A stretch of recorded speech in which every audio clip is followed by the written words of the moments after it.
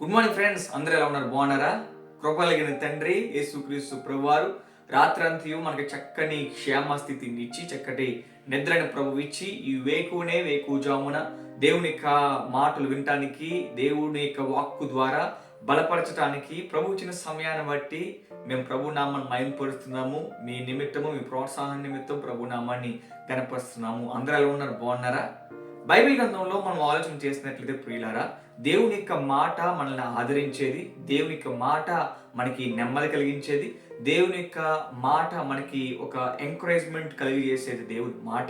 క్రైస్తవుల యొక్క సంభాషణలు కావచ్చు, మన యొక్క సంభాషణలు కావచ్చు, దేవుని బిడ్డలెక్కమైన మన సంభాషణ ఎలా ఉండాలంటే ప్రతి వ్యక్తితో మనం మాట్లాడినప్పుడు వాళ్ళని ఎంకరేజ్ చేసే రీతిగా, ప్రోత్సహించే రీతిగా ఉండాలి. ప్రియమైన బిడ్డలారా, బైబిల్ సెలవిస్తుంది దేవుడంట మన ఆలోచనలు ఎరిగిన దేవుడంట.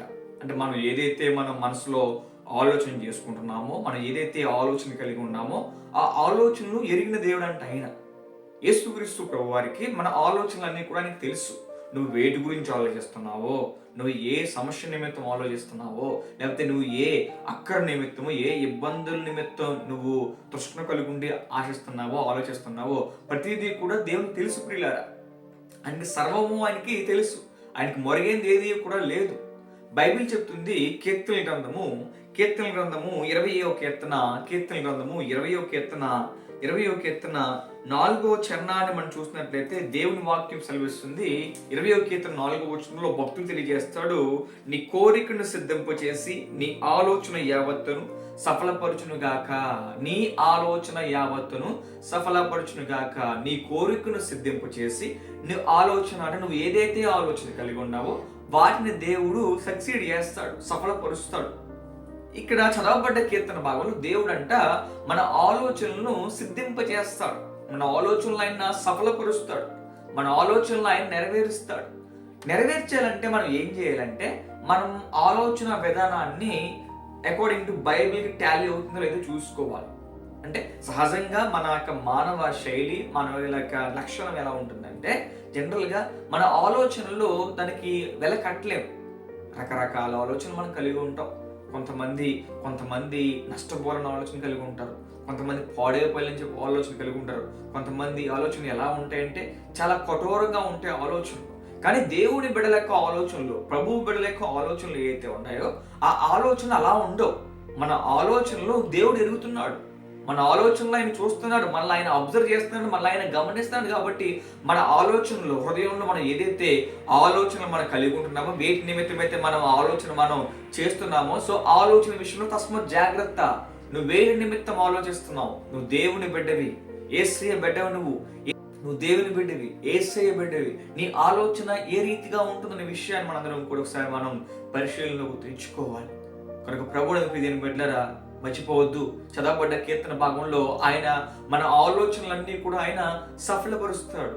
ఆయన సఫలపరచడానికి సిద్ధంగా ఉన్నాడు, సఫలపరుస్తాడు, ఇంకనూ కూడా సఫలపరచడానికి సిద్ధంగా ఉన్నాడు. కనుక ఆయన బిడ్డలైన మన అందరి యొక్క ఆలోచనలు ఏ రీతిగా ఉంటున్నాయి? చక్కని ఆలోచన కలిగి ఉంటున్నావా? లేకపోతే ఎవరికైనా నష్టాన్ని చేకూర్చే ఆలోచన కలిగి ఉంటున్నావా? ఒకవేళ రెండో విషయం, నష్టాన్ని కలిగించే ఆలోచన నువ్వు చేస్తున్నట్లయితే ఇకనైనా సరే దేవుని యొక్క వాక్కు ద్వారా ఒకసారి అందరూ కూడా కదల్చబడదాం. మన ఆలోచనల ద్వారా కానీ, మన క్రియ ద్వారా కానీ, మన తలంపుల ద్వారా కానీ, మన యొక్క పనుల ద్వారా కానీ ఏ వ్యక్తి కూడా అవమానం ఉండడానికి, ఏ వ్యక్తికి కూడా కష్టం రావడానికి వీలు లేదు చెప్తుంది. పౌలు భక్తుడు రోమాలో ఉన్న దేవుని సంఘానికి, ఆ సంఘానికి ఉత్తరం రాస్తూ రోమీలు రాసిన పత్రిక 12వ అధ్యాయం 17వ వచనంలో సంఘానికి భక్తుడు తెలియజేస్తాడు. చదువుతున్నాను ఆ మాటని. కీడుకు ప్రతికీడుకెన్నో చేయవద్దు, మనుషులందరి దృష్టికి యోగ్యమైన వాటిని గురించి ఆలోచన కలిగి ఇండుడి. అంటే యోగ్యమైన వాటిని గురించి అంటే అర్థం ఏంటంటే మేలైన వాటిని గురించి ఆలోచన కలిగి ఉండాలి.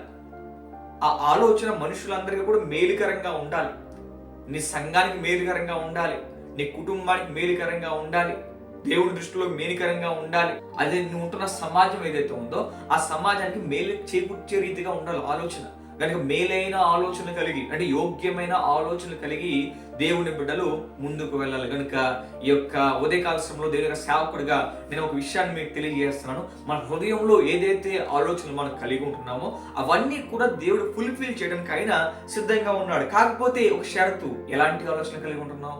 మనం ఆలోచించే విధానం, మనం ఆలోచించే పద్ధతి ప్రతిదీ కూడా మేలు చేకూర్చేదిగా ఉండాలి. కనుక మేలైన వాటి గురించి ఉన్న ఆలోచన కలిగి ఉందాం. మన ఆలోచన ద్వారా మన కుటుంబం, మన సంఘం, అదే రీతిగా మన యొక్క సమాజం ఒక మంచి నడకలో ముందుకు సాగాలి. కనుక చక్కటి ఆలోచనలు కలిగి మనందరం కూడా ముందుకు వెళ్దాం. మర్చిపోవద్దు, యోగ్యమైన వాటి గురించి ఆలోచన చేసుకుందాం. వాటి గురించి మనం ఆలోచన చేస్తే ఖచ్చితంగా దేవుడు మన ఆలోచనలన్నీ కూడా ఆయన చిత్త ప్రకారం ఆయన సఫలపరుస్తాడు. తల వంచండి, మీ నిమిత్తం చిన్న ప్రార్థన. ప్రేమగల తండ్రి, అయా యేసయ్య నీకు వందనాలు తండ్రి. రాత్రి అంతా తండ్రి చక్కని కాపుదల, దానికి క్షేమాన్ని మీరు దయచేసి ఈ ఉదయకాల శ్రమంలో దేవా ప్రియబిడ్డలందరితో మాట్లాడే సమయాన్ని బట్టి మీకు స్తోత్రాలయ్యా.